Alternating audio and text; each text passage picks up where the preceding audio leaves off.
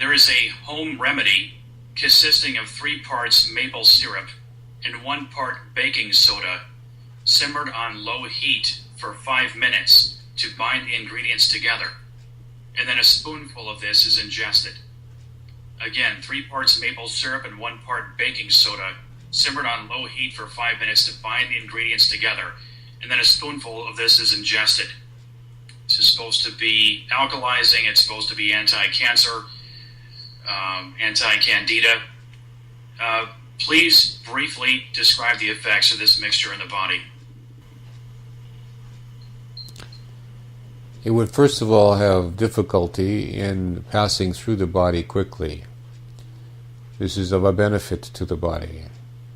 The element of baking soda or sodium bicarbonate does tend to speed up the alkaline balance of the body, for each body is slightly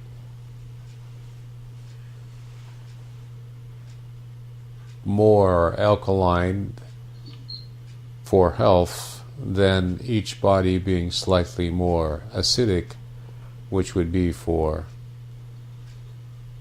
less health or illness approaching. In the body, this has a tendency to go through the form, and that of the alkaline or the tending or tipping of the balance point in the body towards the alkaline side is greater, and the assimilation of the maple syrup helps this go directly to the blood rather than to be distorted or distracted or disrupted by the digestive process. This benefits the body in this regard. Honey would do the same. Any particular syrupy effect, when heated, tends to thicken, and the thickening effect given to the body slows down the substance going through the small intestine.